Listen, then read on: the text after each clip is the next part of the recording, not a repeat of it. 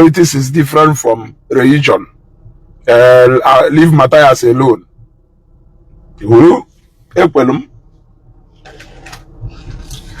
Victor Onukuwa, share this video. Now, can do a lot of umunayanya, and then I say that Ezugo, politics is different from religion. I agree with you. Kiwe Maruzie, I agree with you. And I'm not you at all. You know that go? I agree with you. They say that politics is different from religion. I agree with you. And that is how it has always been in this country. Apart from that, those two major religion in Nigeria, which is the Christians, of which the only time when Muslim ticket won at this election, I think election Tinubu and vice here came with Muslim ticket. The only thing in Nigeria na like email ka balance ya balance ya can we to show no a Christian or a Muslim or a Muslim. So that has always been the situation where religion comes into politics. There has never been any time in the history of politics in Nigeria where somebody will come out and say, because Nonya belong to this particular religion, that Noya Biashi, I have never experienced that. Now, that you are being religiously emotional. What do they have to tell Mathias that came out and said that because I am a Christian, I don't have the right to criticize the present government? That because I am a Christian, I don't have the right to criticize the INEC when they do something wrong.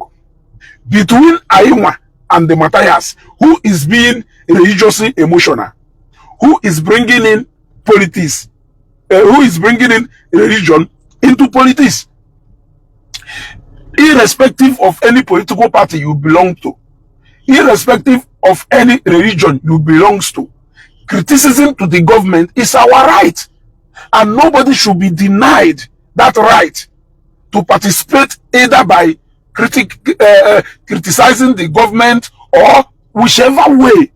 Nobody should be denied that right. But Mathias Ekperima, I'm beginning to make it like because we don't believe in his so-called message of reality, therefore we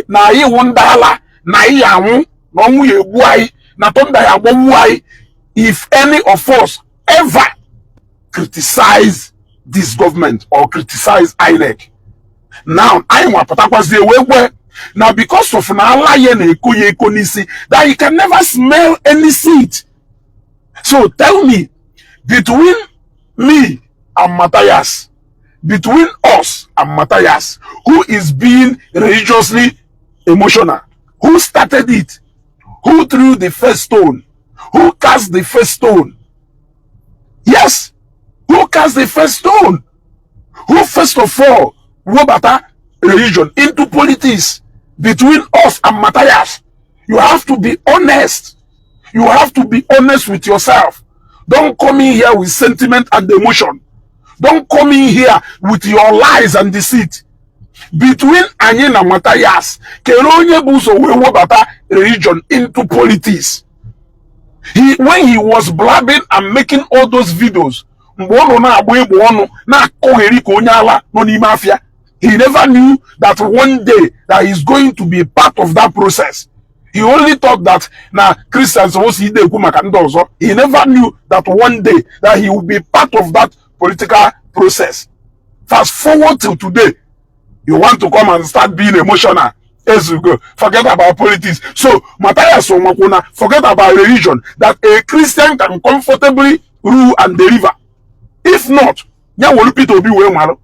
I keep saying, a lot of people who are contesting under the platform of NDC are not contesting because they are capable. They are contesting because the image bearer of that party, they believe that now image people be a pay go the due, that image people be a pay go the price. They are all contesting because they believe that image people be is going to deliver them in their various constituencies and in their various states. So if Peter Obi, who is a Christian, if Mathias can believe in him, why will Mathias not believe in many other Christians? It's a question. If Mathias can, after after noise, if Mathias can go and pick a ticket na a party or image of a Christian with a, because who knows about NDC? The moment the people will be picking the ticket of NDC, me and you get to know about NDC. So whether you like it or not, Peter Obi is the image bearer of a NDC. The same way Ojuwe image Kembojuku Kejuwe Biodapuga. You cannot take it away from Peter Obi. Who is Peter Obi? Peter Obi is a devoted Christian. So the only thing Mathias learn is to make amends. Let him make amends. Let him control his tongue. Let him stop being emotional. Let him stop being autocratic. Let him stop being mean. He should throw away wickedness. Oh no, many things can you may believe in future. Mathias need to apologize to Igbo in general, whether you like it or not. He needs to apologize. He needs to start being religiously tolerance. Only religious intolerance. If you give Mathias power, or if you are a Christian, you are not going to cross Igboland again. He has said it something that related to this so many times. So between us and Mathias, who is in fact, Kelonian with that high level of intolerance, you have to be honest. This is the truth. Here, I condemn Mathias. I condemn him. JPAC no sure contest. I have never criticized Governor Ezeaku for one day, but the day put out against Mathias, who the day follow the video that if we have a way of being into office in this country, that Jesus go and check. That was the day I came out. That was the day I came out. Prior to that, I made the video and I said that I am not going to stop any youth from contesting. That what we want is youth in politics. That there is no way we are going to be checkmating these old men. Rather, all these old men supposedly they checkmate our youth. I made that video. But after that, I saw a video where Mathias was saying that na only elected into a position in this country. That is that the kind of man you are telling me that you are being emotional, you are being religiously emotional. Some of you now do economical with the truth. And I have to be honest with you people. Only believe only a member Mathias. Call Mathias and caution him. He's talking too much. Mathias give Anambra state government here, I don't even know why Governor Charles Soludo and the deputy, I don't even know why they are ignoring the nuisance of Mathias in Anambra State. They are waiting for the day Mathias say he has sparked up a religious war in Anambra State. That is the day they are going to talk. Because how can you just be raining curses?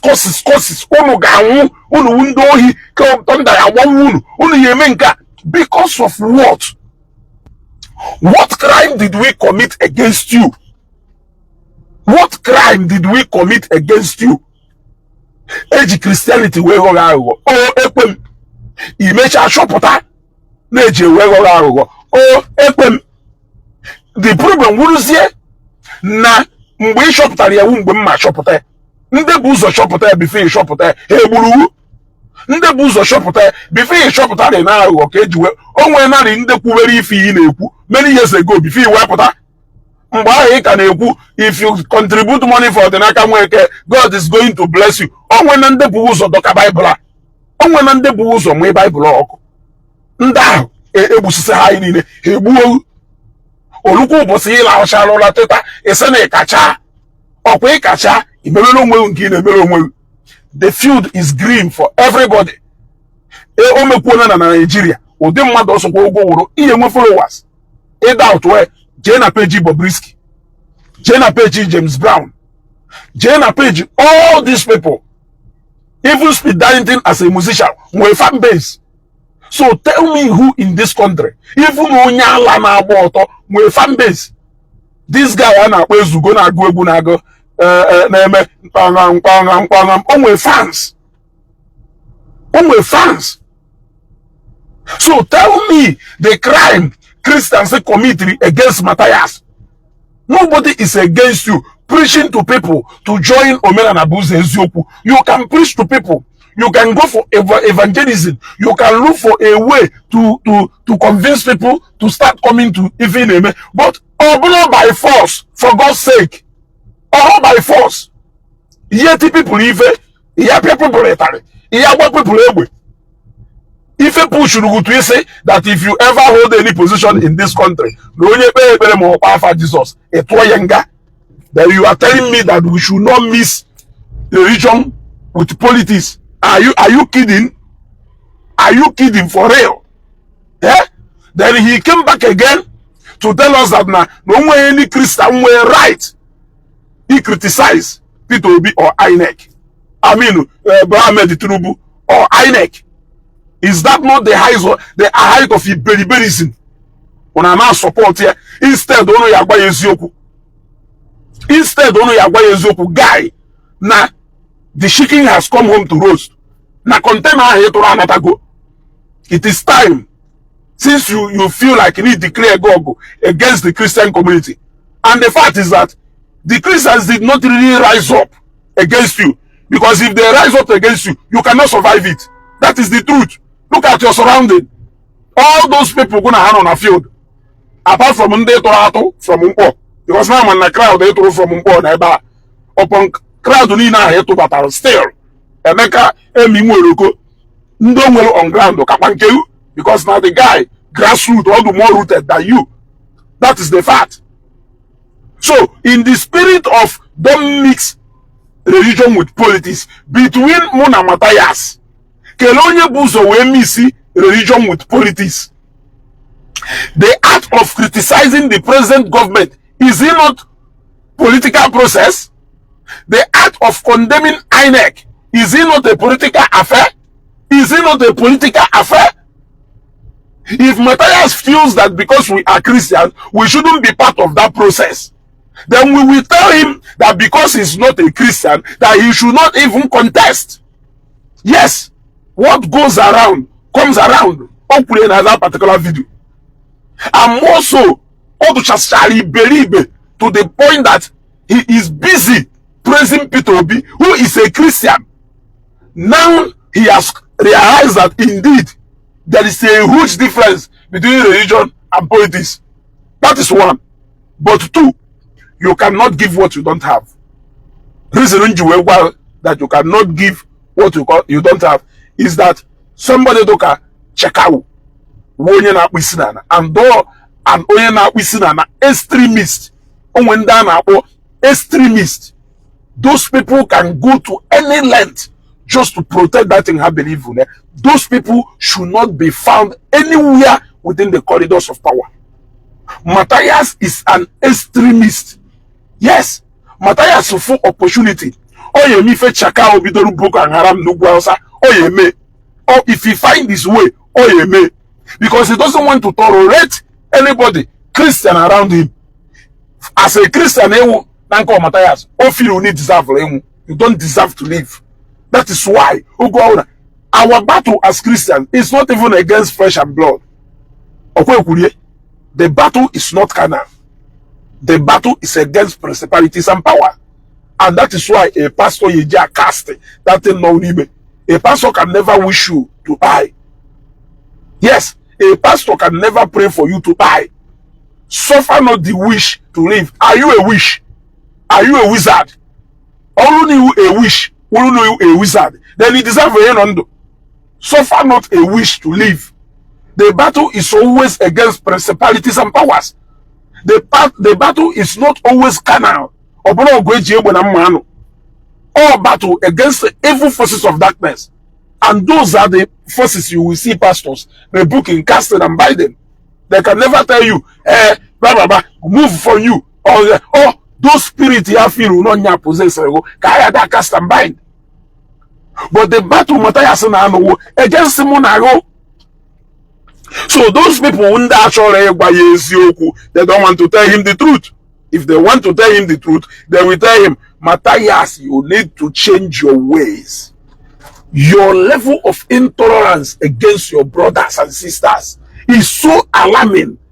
Ijebana elaba chiozu enoleba na ekunde ya nwu na nda ya nwu nke ahụ nke ndị ogbo afọ nke ahụ nke ụmụ nwaanyị se na nke amel nke ahụ ndị nke se na nke amel nke ahụ nke ndị mere na nke amel keri ife those people meru iji wee feel na ha deserve nwa anwụ is a question. Keri ife I meru iji wee decide that we cannot be part of this government. Keri ife I meru enwere ndị na-eme ọdịnala na-eme ife ọjọọ nwe ndị na-eme na-eji ụka na-eme ife ọjọọ mana ife ifere ji akpọkewe ndị nwa dibịa na ndị obodo na awụ na m ekwugo ya ugboro na-ese onwe bụ ụfọdụ ya asị na ụfọdụ ndị na-agụ Baịbụl na-eme ife ọjọọ. Yes, onwere onye ahụ eme ife even Baịbụl na onwe ihe recognize the fact that we are not perfect. O kwuru ihe that we are not perfect. We are all working towards perfection. Even oge ahụ ejidere nwaanyị gbara akwụna ka ọgọnọ were okwute tuwo ye keri ife ọ gwara ha, he who is without sin should cast the first stone. Meaning gụrụ no recognize the fact na iwu ndị mmehie wee kwukwa nọ na mmehie ka ha tụrụ ime anyị na ya apụghị ịga agụgọ mmiri etu azụ nọ na mmiri na ya apụghị ịga agụgọ mmehie etu azụ nọ na mmiri esi anyị esi wee ga agụgọ mmiri. Yes, na ya agoni agụgọ mmehie etu azụ nọ na mmiri anyị esi ga agụgọ mmiri. So meaning gunu no recognize the fact that na iwu ndị mmehie. So nobody is claiming to be perfect here. Mana ife a na-agwasịghị uwu no ndị ahụ na-eme ife dibịa maka omenala no among them nke enwelu high rate do related to crime because of gunu ụbọchị ya ejekwa tipịa bụ the guy na-atọ ntọ ife afụkwara uwe okwu agwụ eje tipịa kamp ife ahụ afụ okwu agwụ eje na nke onye na-ezu ohi ife ahụ afụ okwu agwụ eje na nke ndị na-eme so many atrocities a na-eme n'ala Igbo ife ahụ afụ wụ shrine. That shrine, when you trace it, are you tracing it to where? Mmadụ one ka ijegoro n'ime ha fọta ebe debe cross esekwa na onwere ndị pastọ ndị dibịa na-agwọrọ ọgwụ ke ndị na-agwọrọ ha ọgwụ dibịa kedu ife ha ji ọgwụ ahụ eme wayo. So everything is pointing towards that side because Bible preach against all those things. Pastor na-agwa gume pastor wayo ka ọwụ. So there is always a way you will know a pastor that is not real if you want to know, except if you don't want to know.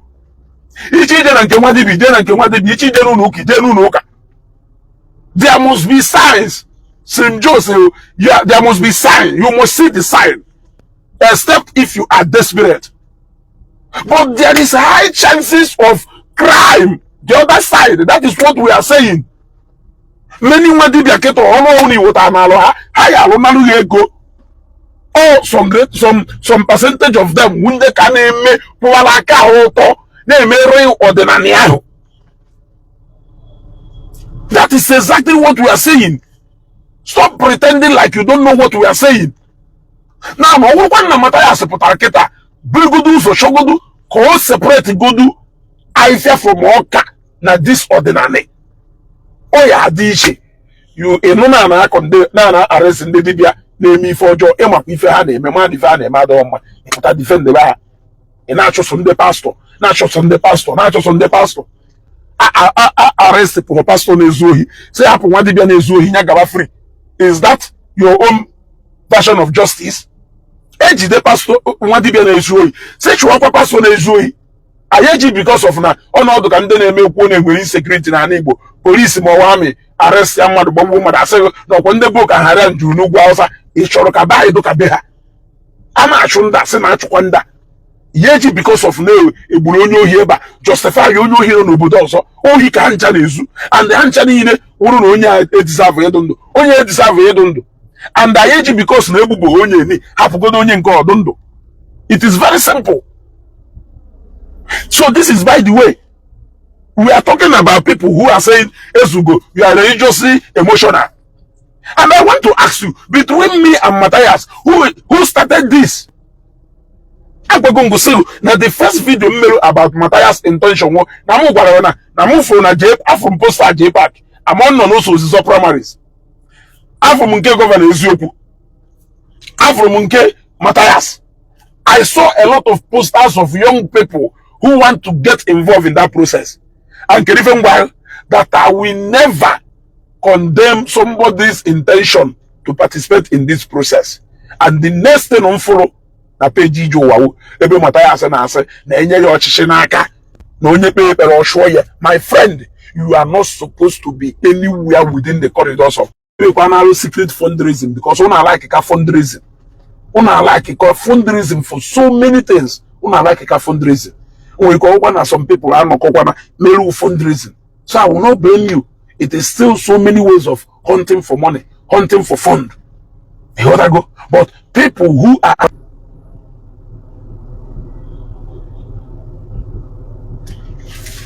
okay. I think on April off, but we are back again now. You know what I go? So people who are closer to Mathias, somebody and even somebody there, yes. Can you people hear me? And even somebody there, yes. Somebody there, yes. And even somebody there, yes. Somebody there, yes. A man on even leku.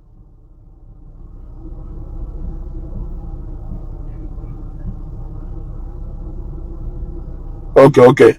Yeah, darling. You see? Yeah, thank you very much. You see?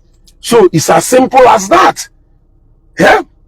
Somebody do politically, yeah, religious, the highest level of religious intolerance. Believe una, can you feel your anger? What is your anger? You can take a horse to the river. You cannot force that horse to drink water. Even if Mathias pastor, you cannot stop him. A convert shall go the whole members of your family to that church. A convert shall go Hanchanine. Yes. Convert shall go to Hanchanine before you be full grown adult. If you impose something on them, you think it's possible. Eh? If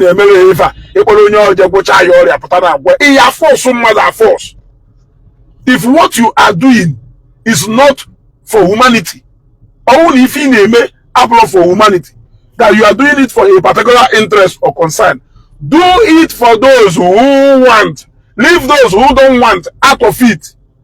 Very simple as that.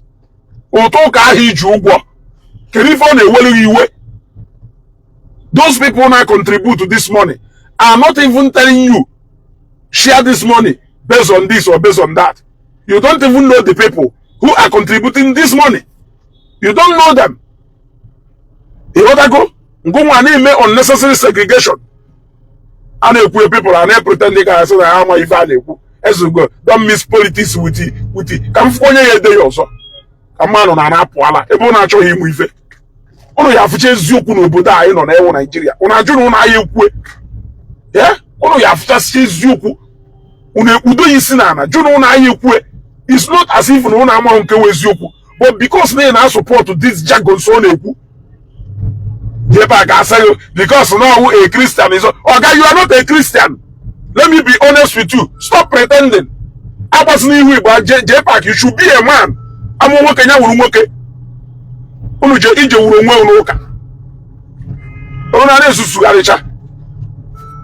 Who says that you must be a Christian? You must not be a Christian. You are a Christian, but this one, you are trying to entertain these people. Okay, when they go after, or then go take on. Eh? When you position on Facebook, when you deceive people, when you the richest no, when you in a quarter of the richest in Anambra State, why can't you live your life as a man? Be principle. Know what you believe in. Live according to your principle. Don't be too flexible as a man.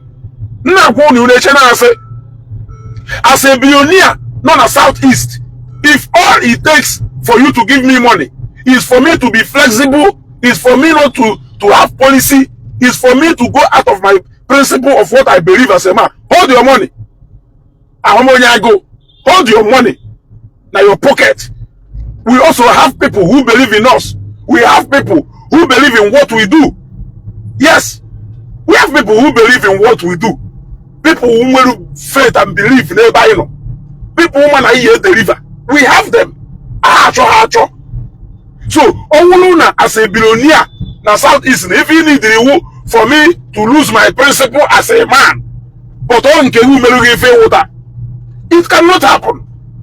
And that is why he ejifu ndedo ka je park ha na ifegari kikuku ka we mekwatonya ka ya wafo na mmemme ka enye ego ka ya wafo na mmemme ka enye ego ma wafo ebe nwane ka enye ego ndedo ka na enye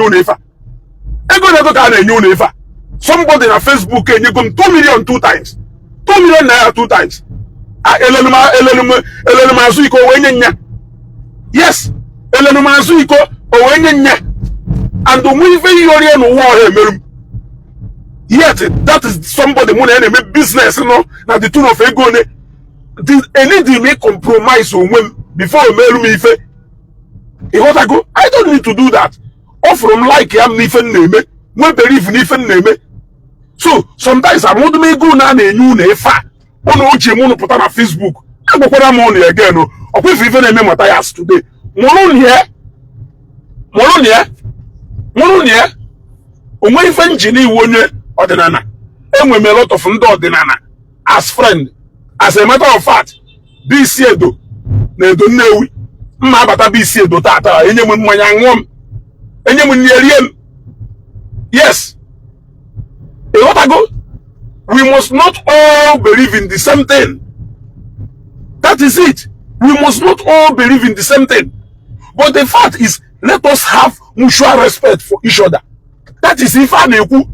Unumachi if I neku be Mathias no. Unumaru mane pretend ko no na nwa if I neku. Oduko nwere na force Mathias ni yejeri roka. Kelunye be done all these things. Mathias started it. Before Mathias be do this rubbish on eme. Ndo ka na ndo odina na eme no onwe ha na emekọtara onwe ife. A emekọtara onwe ife. Ana ma juga ajuju. Onwere onye na ibe na anu ogu. Na mmadụ no katara asị no ndo ka do intolerance ne we ju asị ndo ko na no kata jebula alụsị dube mmadụ without onye ahụ enye consent. Fuda na ebe ndo ka merie. The same thing kwa mmadụ nwere ike jekata ụka kwuo na onye ejezi ụka. My uncle no katara kwuo na ọchọzi ewu night. State reasons ojo shewu night.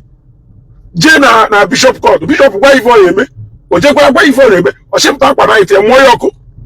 Achọzi mi onye night. That aqua is your property. Very simple. On a so okwu. Nyaka mmadụ ya ebute alụsị debebe no kata decide kwazie na ọchọzi ikpere alụsị. O ndị alụsị ka ọ ya akpọkwa ka a bịa bụpụkwa alụsị dube. Oje kpọ ndị ụka gwa biko this is the new belief in chọrọ ịnọsị na ya. They are to bụpụ this thing. Iwe. Ese na ndị ụka na-edikiri ọgụ that they are being intolerant. Okay, ngụ nwa nje katara ụka. Wee sị na ihe ejezu ụka. We gba Bible ọkụ onwe onye gbawo police ọkwa onye gbawo police it is your right onwe onye gbawo police also ụka ndị alakụba do so intolerant that na ọwụrụ n'obe ha ka Mathias mụrụ Bible ahụ ọkụ ka kịta aya mapụgo isi but not Christianity. Yes, our God is merciful and that is why how many times unu ya ekwu against asking for forgiveness ije confession. No, so many times if not because of mercy, if not because of I am sorry.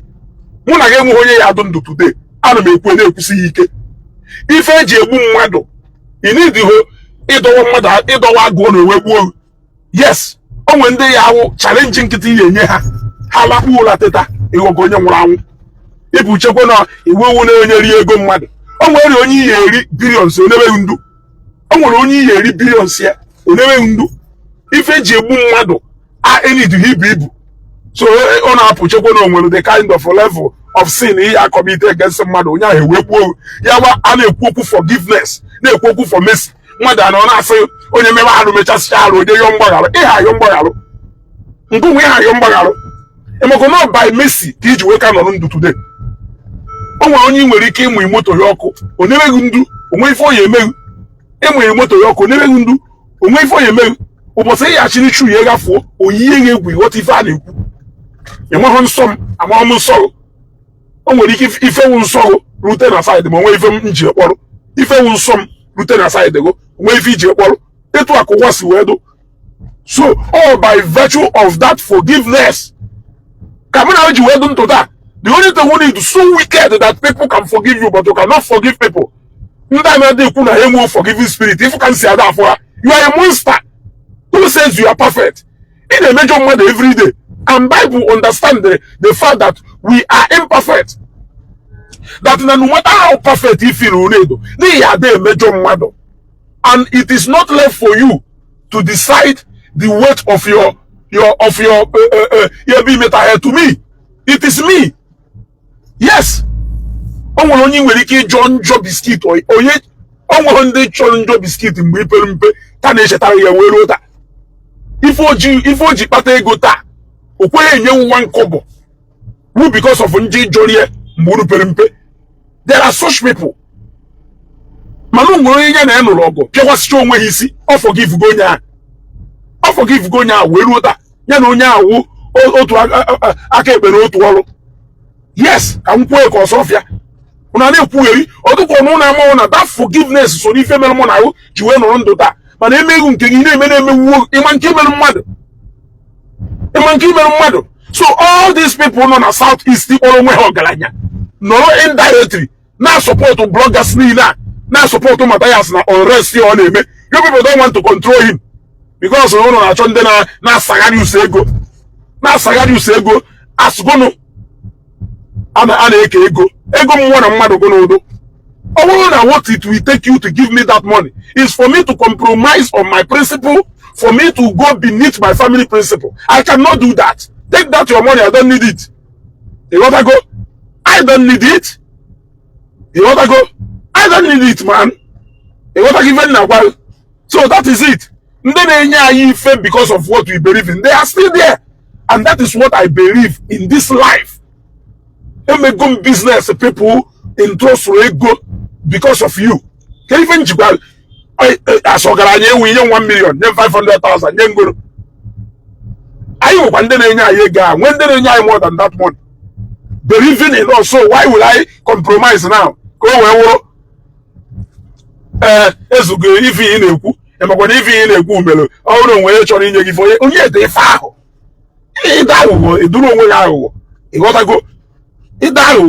It do know where I go. I will go with each other, do know where. So, only to catch back here, so we need a charm. Yeah, a beg somebody well the mind to wish another young one. Yeah, mother with the mind you wish mother be young one. Can I say now? No, with the mind to lead people. Yeah, no, with the mind to lead people. On I that woman is Ezeaku because no bloggers. Ono shoko make what and then side there. Koya we be China. Ka ake usho manu muchu. Ya resone na agba Mathias mgba. Organize